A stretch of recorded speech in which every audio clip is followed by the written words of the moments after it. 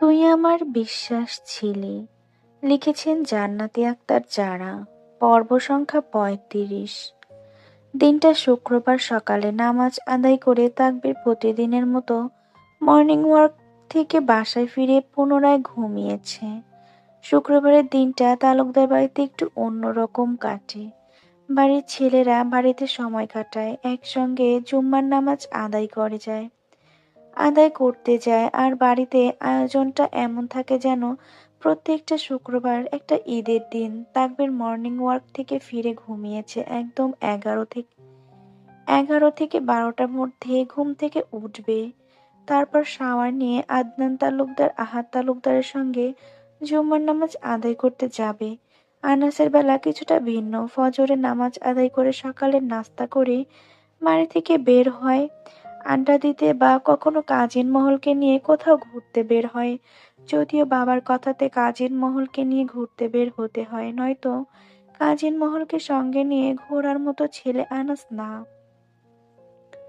আরাত সকালে নাস্তা করে হেলে দুলে রুমে চলে এলো।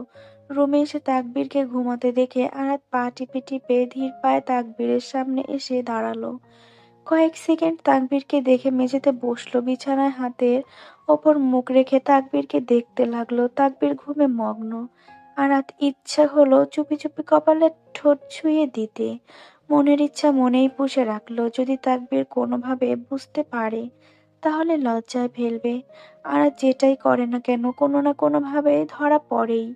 কোনো রিস্ক নেওয়া যাবে না। আরাত তাকবীরের ঘুমের সুযোগ নিয়ে মিনিটের পর মিনিট চুপি চুপি দেখতে লাগলো।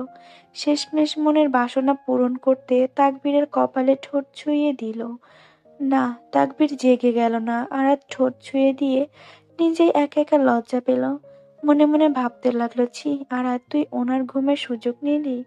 নিজের ভাবনায় নিজেই বারবার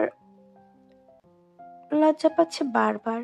পর মুহূর্তে নিজেকে সান্ত্বনা দিল, তুই তো তোর বরকে চুমু দিয়েছিস, অন্য কাউকে না। আরাত নিজের মনে একটার পর একটা ভাবনা ভাবতে ভাবতে তাকবীরের চুলের মধ্যে হাত বুলিয়ে দিয়ে ফিসফিস করে বলল, চেয়েছিলাম একটুখানি সত্যিকারের ভালোবাসা, অথচ আমার রব আমাকে এক পৃথিবী সমান নেয়ামত দিয়ে বুঝিয়ে দিলেন তার পরিকল্পনা সবচেয়ে উত্তম। তাকবীর ঘুমের মধ্যে মাথায় নরম হাতের ছোঁয়া পেয়ে কপাল কুঁচকে কিছুটা নড়াচড়া করে উঠল। আরাত তাকবীরকে নড়াচড়া করতে দেখে দ্রুত তাকবীরের মাথার চুলের মধ্য থেকে নিজের হাত বের করে নিল। তাকবীর কাঁচা ঘুমে নড়াচড়া করে পুনরায় ঘুমিয়ে পড়ল। তাকবীরকে পুনরায় ঘুমাতে দেখে আরাতের মাথায় শয়তানি এসে ভর করলো। দুষ্টু হেসে বসা থেকে উঠে পা টিপে টিপে রুম থেকে বের হয়ে নিজের রুমে এলো। নিজের রুমে এসে আলমারি থেকে কসমেটিক্স বক্স বের করে। বক্স থেকে লাল টকটকে লিপস্টিক বের করে হাতে নিয়ে কসমেটিক বক্স রেখে আঙিনায় পুনরায় পা টিপে টিপে তাকবীরের রুমে এলো। বিছানার কাছে এসে তাকবীরের ওপরে একটু ঝুঁকে ঠোঁট কামড়ে দুষ্টু এসে তাকবীরের ঠোঁটে লাল টকটকে লিপস্টিক লাগাতে লাগলো। তাকবীর আরাতের ছোঁয়াতে প্রথমে নড়েচড়ে ওঠে, তার কিছুক্ষণ পরে পুনরায় ঠোঁটের কিছু স্পর্শ অনুভব করে হতে ঘুমের মধ্যে কপাল কুঁচকে পিটপিট করে চোখ মেলে। তাকবীরকে চোখ মেলতে দেখে আরাতের হাসি মুখ বন্ধ হয়ে যায়। হকচকিয়ে উঠে সোজা হয়ে রুম থেকে বের হয়ে যাওয়ার উদ্দেশ্যে দৌড় নিতে দৌড় দিতে নেয়। তাকবীর চোখ খুলতে নিজের অতি নিকটে আরাতকে দেখে। আরাতকে নিজের থেকে পালাতে দেখে আরাতের হাত টেনে এক ঝটকায় নিজের শরীরের ওপর ফেলে। দুহাতে আরাতের কোমর জড়িয়ে ধরে ভ্রু কুঁচকে আরাতকে পরখ করতে লাগলো। আরাত তাকবীরের থেকে চোখ লুকাচ্ছে বারবার। তাকবীর ভ্রু কুঁচকে ঘুম জড়ানো কণ্ঠে বলল, পালাচ্ছিলে কেন? আরাত তাকবীরের ওপর শুয়ে থেকে দুষ্টু এসে বলল, আপনাকে সুন্দর লাগছে। আরাতের কথায় তাকবীর কুঁচকানো ভ্রু আরো কুঁচকে এলো। সন্দিহান গলায় বলল, আমার কেন মনে হচ্ছে তুমি কিছু একটা বাদরামো করেছো। তাকবীরের কথায় আরাত নিজের হাসি আটকানোর চেষ্টা করছে। তাকবীরের ঠোঁটে লাল লিপস্টিক দেখতে অদ্ভুত লাগছে। আরাতকে দুষ্টু হাসতে দেখে তাকবীর নেশাতুর কণ্ঠে বলে উঠল, এমন দুষ্টু হাসো কেন? তোমার মতলব কি? হ্যাঁ, বাই এনি চান্স তুমি আমাকে লুটে নেওয়ার ফোন দিয়ে আটছো না তো? কথাটা বলতে বলতে তাকবীর আরাতের গলায় মুখ ডুবে দিল। আরাত চোখ খিচে বন্ধ করে না না বলতে বলতে তাকবীর আরাতের গলায় ঠোঁট ছুঁয়ে দিল। আরাত না পারে এবার কান্না করে দেয়। এমন হাল! তাকবীর ঠোঁট ছুঁয়ে দিয়ে গলার দিকে চোখ পড়তেই চমকে উঠল। পুনরায় আরাত চোখ মুখ খিচে বন্ধ করে রাখতে দেখে তাকবীর আরাতকে নিজের শরীরের ওপর থেকে দ্রুত বিছানায় শুইয়ে দিয়ে ব্যাকুল কণ্ঠে বলতে লাগলো, রাত রাত don't Cry. I am sorry বাবা, আমি বুঝতে পারিনি এতটা লেগে যাবে। I am sorry. চোখ মেলে চোখ মেলো, এই তাকাও। কি করব? হ্যাঁ, ফার্স্ট এইড বক্স। ব্যাকুল কণ্ঠে কথাগুলো বলতে বলতে তাকবীর বিছানা থেকে নামতে নেয়। আরাত তাকবীরের হাত টেনে ধরে আটকায়। তাকবীর পেছনে ফিরে আরাতকে স্বাভাবিক দেখে তীক্ষ্ণ চোখে আরাতকে পরখ করতে লাগলো। আরাত চোখ নামিয়ে আমতা আমতা করে বলে উঠল, আপনি যা ভাবছেন ওইটা না, এগুলো লাল লিপস্টিক। আরাতের কথায় তাকবীর গম্ভীর হয়ে এলো। এতক্ষণে বুঝতে পারলো আরাত তখন পালাতে লাগছিল কেন। আর তাকবীর যেটাকে লাভ বাইট ভাবছে এটা লিপস্টিকের রং। তাকবীর দ্রুত বিছানা থেকে নেমে আয়নার সামনে এসে দাঁড়ালো। সঙ্গে সঙ্গে ভাঁজ পড়া কপাল সোজা হয়ে গেল। তাকবীর বৃদ্ধাঙ্গুল দ্বারা ঠোঁট ঘষে দেখতে লাগলো। আরাতের বিছানায় বসে কাচুমাচু মুখে তাকবীরকে দেখছে। ইম্পসিবল মেয়ে। তাকবীর ওয়াশরুমে চলে গেল। আরাত বিছানা থেকে বাঁকা হয়ে তাকবীরের যাওয়ার দেখে হাসি দিয়ে উঠল। নিজের প্রতি তাকবীরের ব্যাকুলতা দেখে মনের শান্তিতে বালিশ হাতে নিয়ে সাদা নরম বিছানায় দাঁড়িয়ে এলোমেলোভাবে নাচতে লাগলো। কয়েক মিনিট গুনগুন করে গান বলে নাচার মধ্যে ওয়াশরুমের দরজা খোলার শব্দ এলো। আরাত শব্দ পেয়ে এক হাতে বালিশ মাথার ওপর রেখে বিছা পিছনে ফিরে তাকালো। তাকবীরকে ওয়াশরুমের সামনে কপাল কুঁচকে দাঁড়িয়ে থাকতে দেখে হাসি মুখটা ফুরুক ফুরুত করে বন্ধ হয়ে গেল।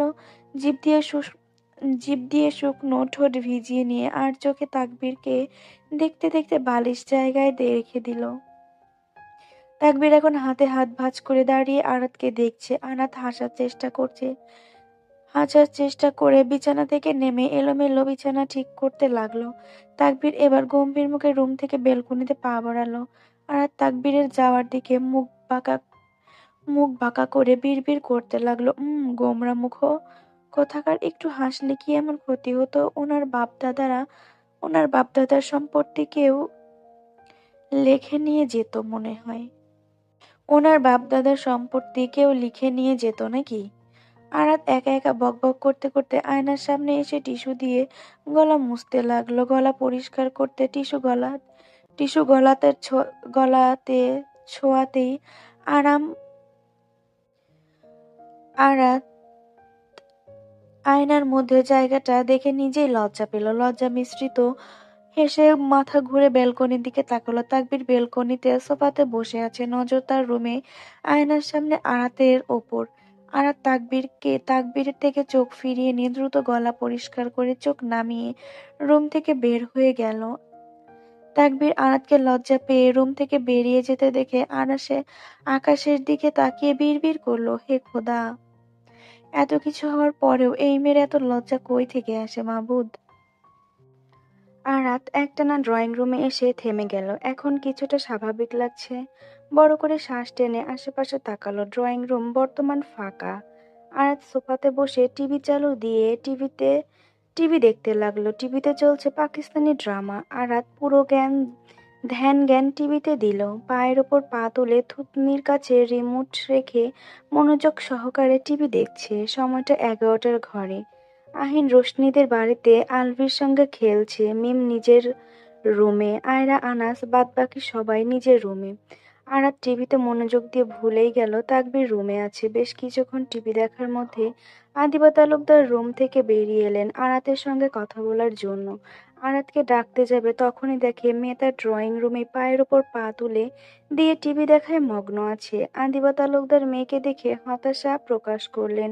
তিনি আরাতকে ডাকতে যাচ্ছিল। আহাদ তালুকদার আরাতের হাতে তরকারি খেয়ে বেশ প্রশংসা করেছিল। আজকে তো শুক্রবার, অবকাশ সবকিছু, তাই আদিবা তালুকদার ভাবলেন আরাতকে আজকেও রান্না করতে বলবেন, নিজের মেয়েকে হেল্প করবে। মেয়েদের এভাবে তো আর মানায় না, রান্না তো জানতেই হয়। এখন তো মেয়ের বিয়ে হয়ে গেছে, যদিও নিজের বাড়িতে মেয়ে থেকে যাবে সারা জীবন, তাই বলে কি কাজ রান্না বান্না শিখতে হবে না? আদিবা তালুকদার ভাবলেন ছুটির দিনগুলোই আরাতকে একটা একটা করে রান্না শেখাবে। ভদ্রমহিলা আরাতের সামনে এসে ভারী কণ্ঠে বলল, টিভি অনেক দেখেছো, এখন চলো আমার সঙ্গে কিচেন রুমে চলো।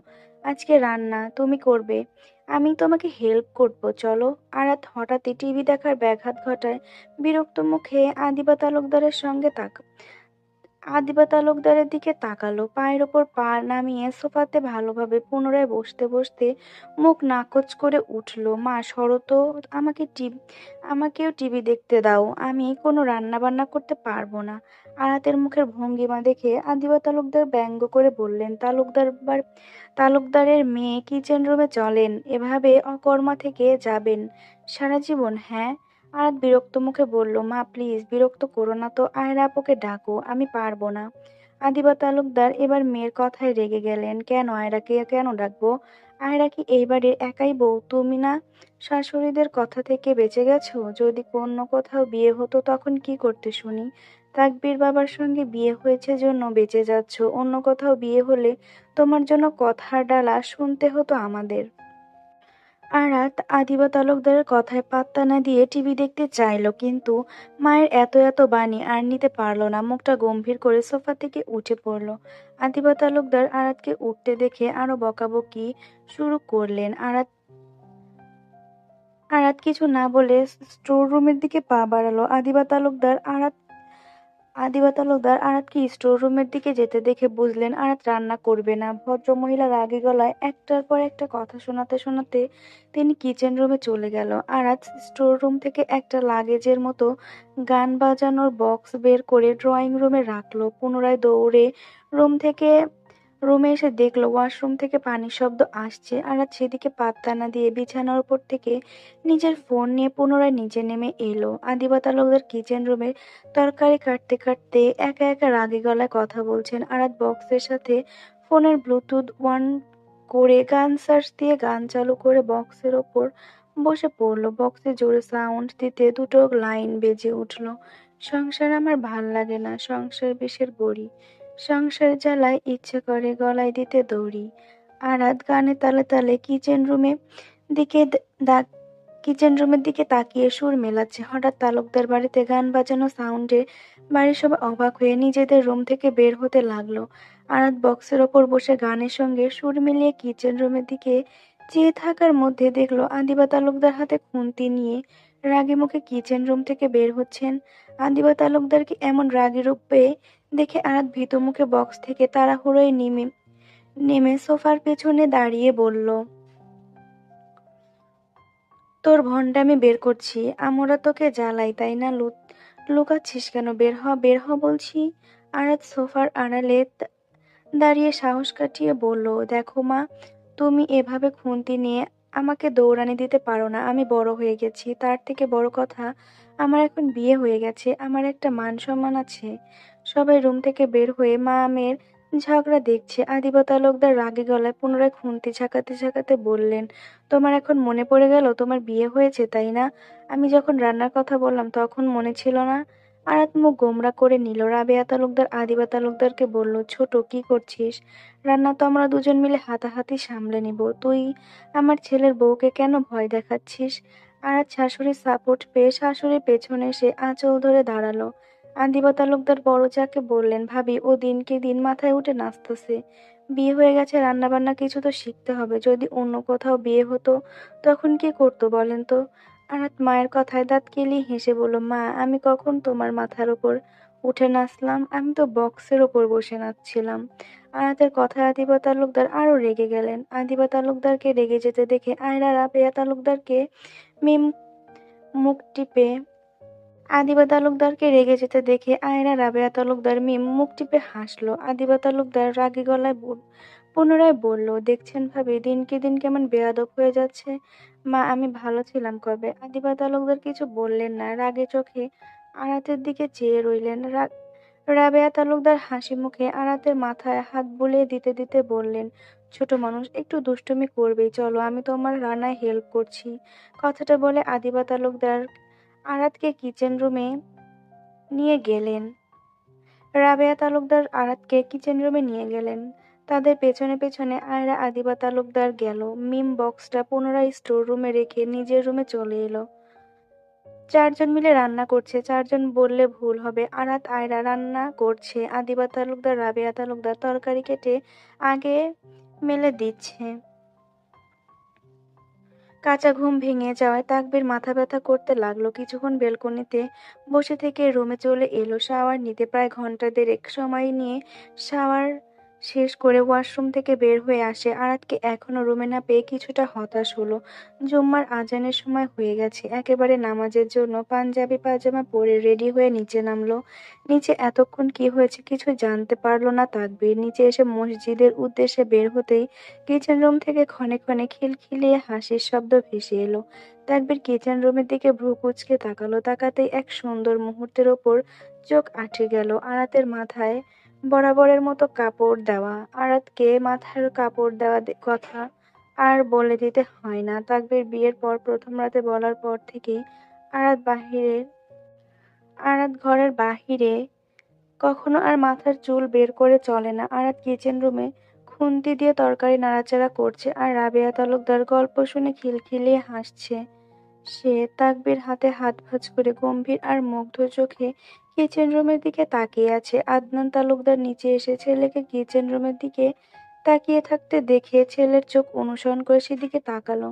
কিচেন রুমের দুই মেয়ে আর বাড়ির দুই গিন্নিকে গল্প করে হেসে হেসে কাজ করতে দেখে আদনান তালুকদার তাকবীরের ঘাড়ে হাত রাখলেন। তাকবীরের চাহনি পরিবর্তন হলো, নিজেকে গম্ভীর করে তুলল। আদনান তালুকদারকে ঘাড়ে হাত রাখতে দেখে গলা খাকারি দিল। আদনান তালুকদার তাকবীরের দিকে চেয়ে বললেন, এটাই বাড়ির পূর্ণতা। বাড়ির গিন্নি ছেলেমেয়েরা এভাবে বাড়িকে মজবুত করে রাখে। দেখো কি সুন্দর দৃশ্য, মনটা জুড়িয়ে যায়। এভাবে সারা জীবন তালুকদার বাড়ির সম্পর্কটা মজবুত থেকে যাক, যুগের পর যুগ। আদনান তালুকদারের কথায় তাকবীর ছোট করে জবাব দিল, ইনশাল্লাহ। এতক্ষণে আনাস আর আহাদ তালুকদার মসজিদে যাওয়ার জন্য নিচে নেমে এসেছে। তাদের সঙ্গে আহিনও রয়েছে। বাড়ির বাইরে আলভি রেডি হয়ে অপেক্ষা করছে তাদের সঙ্গে মসজিদে যাবে বলে। এটা তাদের প্রতি শুক্রবারে হয়ে আসে। আহিন আদনান তালুকদারকে বলে উঠল, আব্বু চলেন, লেট হয়ে যাচ্ছে। আদনান তালুকদার হাসি মুখে হ্যাঁ বলে পা বাড়ালো। এভাবে বাবা ছেলে পাঁচজন মিলে মসজিদের উদ্দেশ্যে বের হলো। তবে বাড়ি থেকে বের হতে হতেই কিচেন রুম থেকে কানে ভেসে এলো রাবেয়া তালুকদারের কথা, জলদি রান্না শেষ করো, শাওয়ার নিয়ে নামাজ আদায় করতে হবে।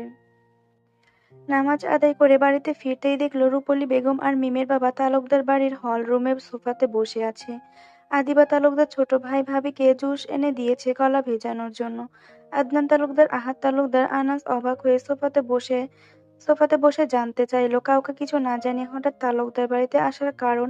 মিমের বাবা মা যে তালুকদার বাড়িতে আসার আগে কাউকে কিছু না বলে এসেছে, এজন্য সবার একটু বেশি উচ্ছ্বাস জানার জন্য রূপলী বেগম জুসের গ্লাসটি টেবিলে রেখে দিল। মুখের হাসি টেনে আদনান তালুকদারের কথায় জবাব করলো, ভাইজান, মিমকে আজকে আংটি পরাতে আসবে। বেআইনের সঙ্গে আমার কথা হয়েছে, ঘরোয়াভাবে আংটি পরিয়ে দিয়ে যাবে। মিম তো আমাদের ওপর রাগ করে গ্রাম থেকে চলে এসেছে, গ্রামে তো বললেও যাবে না, এজন্য আমরাই চলে আসলাম। আপনারা একটু আমার মেয়েটারে বোঝান, এমন সুন্দর বড়লোক ছেলে সহজে হাতে পাওয়া যায় না। আদনান তালুকদার ছোট ভাইয়ের মুখের দিকে তাকালেন। আহাদ তালুকদার বড় ভাইয়ের চাহনি দেখে গম্ভীর গলায় মিমের বাবার দিকে চেয়ে বলল, তোমার বোনের কাছে শুনলাম মিম রাজি না বিয়েতে।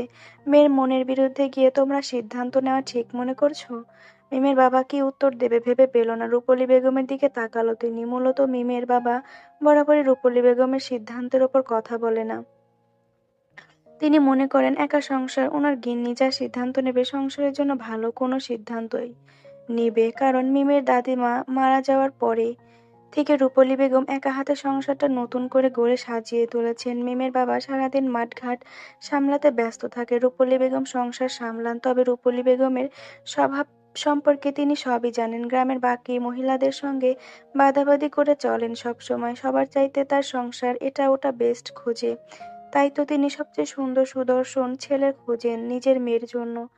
যাতে গ্রামের সবাইকে বলতে পারে সবার চেয়ে আমার মেয়ের জামাই সুন্দর বেশি। আরিশার বিয়েতে আরশকে এক দেখায় তিনি ভেবে নিয়েছিল আরশকে নিজের মেয়ের জামাই বানাবে, কিন্তু পরক্ষণেই তাকবীর তাকবীর আরাতের বিয়ের দিন আরশ মিমকে সামান্য ধাক্কা লেগে যাওয়ায় মিমের গায়ের রং নিয়ে কথা বলায় আরশকে আর পছন্দ করেন না, যতই আরো সুদর্শন হোক না কেন। মিম তার একমাত্র মেয়ে, অনেক সাধনার পর মিম তারা পেয়েছে। সেই মেয়েকে ছোট করে কথা বলবে, এটা মেনে নিয়ে মেটে এটা মেনে নেবে না। আরশ অপমান করায় পরপর মিমকে প্রতিবাদ করতে দেখে রূপালী বেগম আর আরশকে কিছু বলেনি, কারণ ওনার যা বলার সব তার সাহসী মেয়ে বলেই দিয়েছে। তারপর যখন দেখতে পেল মিমের জন্য বিয়ের সম্বন্ধ আসা পরিবারের ছোট ছেলে আরশ, তখন রূপালী বেগম একটু বেশিই খুশি ছিলেন। কারণ দুটো কারণ দুটো এক গায়ের রং নিয়ে খোঁটা দেওয়া আরশের সামনে মিম সবসময় থাকবে, তাকে ভাবি ভাবি বলে ডাকবে। আর দুই হানিফ আরশের মতো সুদর্শন, যদিও আরশ একটু লম্বা বেশি হানিফের চেয়ে, তবুও তো সুদর্শন। দুই ভাইয়ের চেহারাটা অনেকে মিল খুঁজে পাওয়া যায়। রূপলী বেগম আহাদ তালুকদার কথায় হাসি মুখে বললেন, ভাইজান, মিম ছোট মানুষ, জেদ বেশি, এজন্য যা মনে করেছেন ওটাই সঠিক মনে হচ্ছে। বিয়ের পর সব ঠিক হয়ে যাবে দেখবেন। আর আমি এতটা সাহস পাইতাম না শহরে মেয়েকে বিয়ে দিতে। আমার একমাত্র মন বলে শুধুমাত্র আপনাদের কারণে মনের বল শুধুমাত্র আপনাদের কারণে। আপনাদের চোখের সামনে থাকবে মেয়েটা, আপনারা খোঁজ খবর রাখবেন, আমার মেয়েটা সুখী হবে। রূপলী বেগমের কথায় আহাদ তালুকদার আর কিছুই বললেন না। ভদ্রলোক কি আর বলবে, রূপলী বেগম আগে আটঘাট বেঁধে কথা বলছে। আনাস রূপলী বেগমকে বলে উঠল, বাট মামি, আপনি বা মামা সকাল বেলা একটা কল করতে পারতেন, আমরা আয়োজন করতাম। এতটুকু সময়ের মধ্যে এখন কিভাবে আয়োজন করব আমরা? আনাসের কথায় আহাদ তালুকদার, আদনান তালুকদার সহমত প্রকাশ করলো। রূপলী বেগম স্বাভাবিকভাবে বলল, আনাস বাবা, একদম টেনশন করতে হবে না। বিয়ান সাব আমাকে বলেছেন ছোটখাটো ঘরোয়াভাবে শুধু আংটি পরিয়ে দিয়ে যাবে। 4 থেকে 7 জনের মতো মানুষ আসবে, আমাদের শুধু তাদের খাবারের আয়োজন করতে হবে, এইটুকুই। রূপলী বেগমের কথায় আদনান তালুকদার বলে উঠল, খাবারের আয়োজন হয়ে যাবে, কিন্তু বাড়িটা ডেকোরেট করার ব্যাপার ব্যাপার ছিল ভাইজান। বললাম তো সবকিছু হঠাৎ হয়ে যাচ্ছে। ওনারা তো আংটি পরিয়ে দিয়ে যাবে শুধু। বিয়ের সময় খুব বড় করে ধুমধাম বিয়ে দেব। আদনান তালুকদার ছোট করে বললেন, দেখো তোমার যা ভালো লাগে। জি ভাইজান। রূপলী বেগম বসা থেকে উঠে গেলেন। আহাদ তালুকদার আনাসকে বলল, আনহা শেখকে ফোন করে তালুকদার বাড়িতে আসতে, আর যাদের ছাড়তে পারবে না তাদের ফোন করে আসতে বলল। আনাস বাবার কথা মতো আনহা শেখকে ফোন করলো। একে একে যাদের ছাড়তে পারবে না তাদের ফোন করে ইনভাইট করলো। আদিবা তালুকদার রান্নাঘরে নতুন করে রান্নার আয়োজন করতে করতে আহিনকে পাঠিয়ে দিলেন রাহিমা সুলতানাকে ডেকে আনতে। সঙ্গে রোশনি আলবিকেও আসতে বললেন। রান্নাঘরে নিমেষে পুনরায় তোড়জোড় শুরু হয়ে গেল। আহাদ তালুকদার মিমের বাবাকে নিয়ে বাজারে গেলেন। রাহিমা সুলতানা এসে আদিবা তালুকদার রাবেয়া তালুকদারের সঙ্গে কাজে হেল্প করতে লাগলো, আর আয়রা বাকিদের দুপুরের খাবার সার্ভ করতে লাগলো। আনাস, আহিন, আলবি, আদনান তালুকদার খেতে বসেছে। আয়রার সঙ্গে রোশনি টুকিটাকি হেল্প করছে। এতক্ষণে আনহা শেখ এসে পড়েছে। আতিফ শেখ রাস্তা থেকে আহাদ তালুকদারের সঙ্গে বাজারে গিয়েছে। কয়েক মিনিটেই তালুকদার বাড়িতে অনুষ্ঠান অনুষ্ঠান আমেজ লেগে গেল।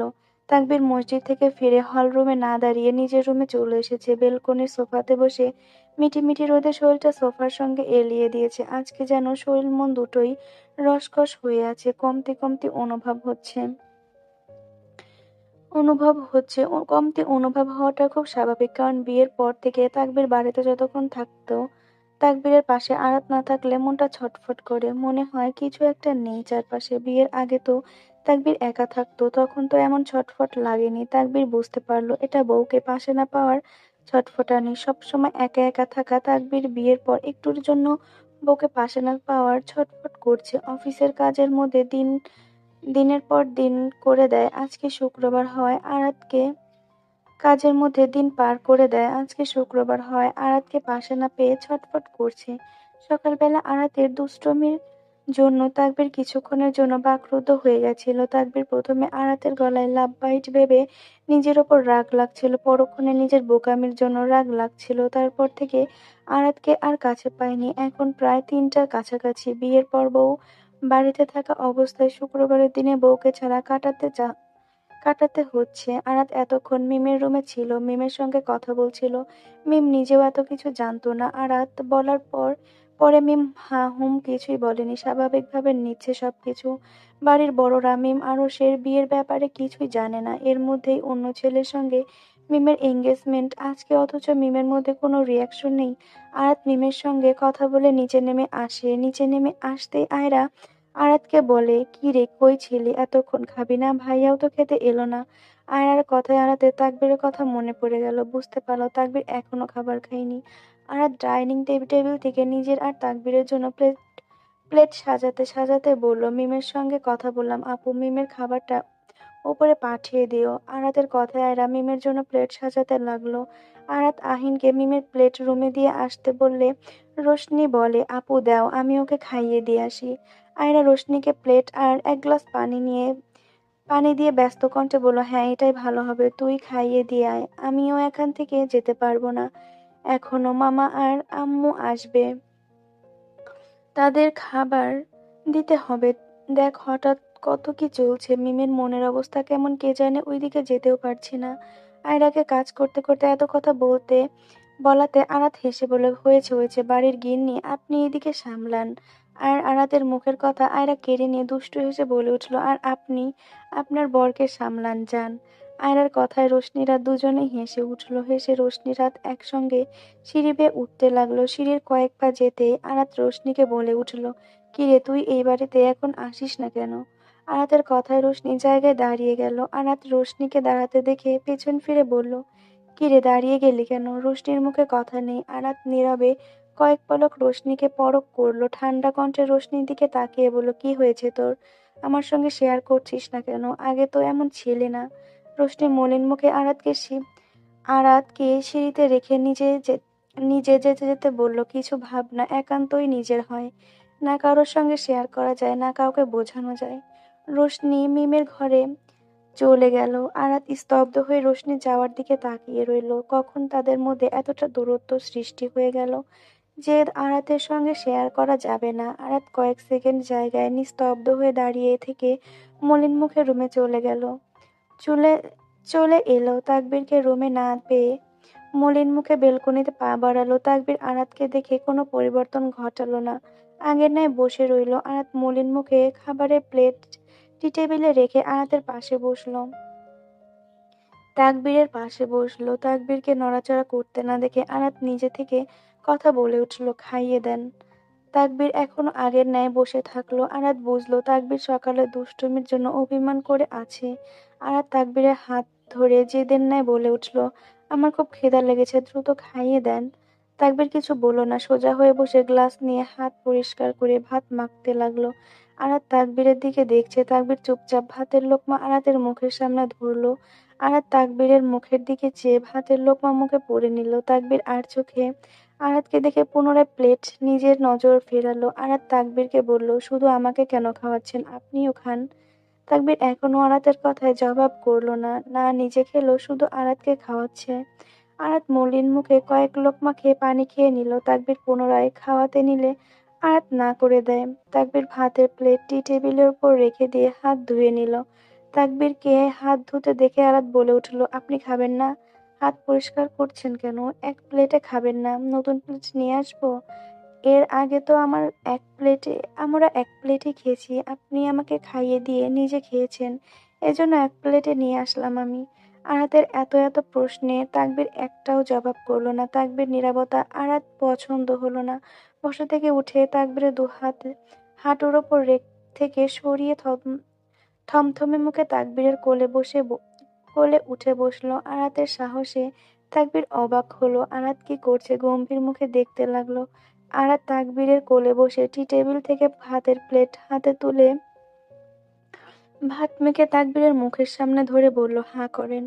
তাকবীর অবশ্য মুখে স্তব্ধ হয়ে আরাতকে দেখছে শুধু। তাকবীরকে মুখ খুলতে না দেখে আরাত এবার ধমকে বলল, কি হলো, মুখ খুলতে বলছি না? নিস্তব্ধ তাকবীর আরাতের ধমকে চুপচাপ মুখ খুলল। আরাত তাকবীরকে হাঁ করতে দেখে হাসি মুখে একটার পর একটা লোকমা খাওয়াতে লাগলো আর বকবক করতে লাগলো, জানেন বাড়িতে কি হচ্ছে? তাকবীর এতক্ষণে ছোট করে উত্তর করল, নো। আয়াত পুনরায় তাকবীরের মুখে লোকমা তুলে দিয়ে রাগের স্বরে বলে উঠল, তা জানবেন কেন? বাড়ির খবর রাখেন আপনি? সবসময় অফিস আর রুম নিয়ে পড়ে থাকেন। একটু মিস্টেক, তোমাকে অ্যাড করতে ভুলে গেছো। তাকবীরের কথায় আরাত তাকবীরের দিকে তাকালো। আরাত তাকাতেই দুজনের চোখাচোখি হয়ে গেল। তাকবীর গভীর চাহনিতে আরাত চোখ নামালো। তাকবীর আরাতের হাতে চুড়ি দেখতে না পেয়ে পায়ের দিকে তাকালো। পায়ে নূপুর নেই। তাকবীর আরাতের গলার দিকে তাকাতে দেখলো গলায় চেন আছে শুধু। তাকবীর গম্ভীর গলায় বলল, নূপুর কই? আরাত পায়ের দিকে তাকিয়ে বলল, খুলে রেখে দিয়েছি।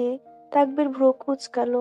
আরাত তাকবীরের চাহনিতে পুনরায় বলতে লাগলো, এত দামি জিনিস আমি পরে থাকতে পারবো না, যদি হারিয়ে ফেলি, এজন্য খুলে রেখে দিয়েছি।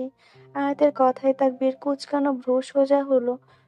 গম্ভীর গলায় ছোট করে বলল, তোমার থেকে দামি কিছু কি আর এই দুনিয়াতে থাকতে পারে? আরাত কথা বলল না। তাকবীরের থেকে দৃষ্টি সরিয়ে নিল।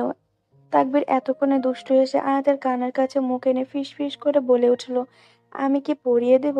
আরাত তাকবীরের কথায় মিনিং বুঝতে পেয়ে লজ্জা পেয়ে এঁটো হাতে তাকবীরের হাত চেপে ধরে চোখ মুখ খিচে বন্ধ করে বলে উঠল, একদম না, আমি পারবো। তাকবীর আরাতের লাজুকময় মুখের দিকে তাকিয়ে শব্দ করে হেসে উঠল। আরাত আরো বেশি লজ্জা পেতে লাগলো। তাকবীরের সাদা পাঞ্জাবির হাতে আরাতের এঁটো হাতের হলুদ দাগ লেগে গেছে। তাকবীর আরাতকে আরো শক্ত করে জড়িয়ে ধরে কপালে ঠোঁট ছুঁয়ে দিল। আরাত কপালে ঠোঁটের ছোঁয়া পেতেই চোখ মেলে তাকালো। তাকবীর আরাতের আদুরে মাখা মুখের দিকে তাকিয়ে নাক ঘষালো। আরাত ধীর কণ্ঠে বলে উঠল, ছেড়ে দেন, হাত ধুতে হবে। ওহো, কেন ডিস্টার্ব? কোনো ডিস্টার্ব না।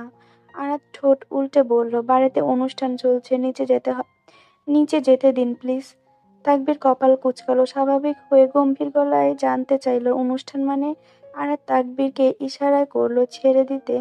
তাকবীর ছেড়ে দিল আরাতকে। আরাত কোল থেকে নেমে হাত ধুতে ধুতে বলল, মামা মামি এসেছে, দেখছেন তো? আজকে মিমের এঙ্গেজমেন্ট। তাকবীর সোফাতে ঠিকঠাক হয়ে বসলো। আরাত হাত ধুয়ে তাকবীরকে একবার দেখে রুমের দিকে যেতে যেতে বলল, পাঞ্জাবি চেঞ্জ করে নিচে আসবেন। আরাত কথাটা বলে প্লেট নিয়ে চলে গেল। তাকবীর আরাতের দিকে চেয়ে আছে। আরাত অধিকার দেখিয়ে কথা বলে দিচ্ছে তাকবীর নিচে আসবে, সবার সঙ্গে নিচে শামিল থাকবে।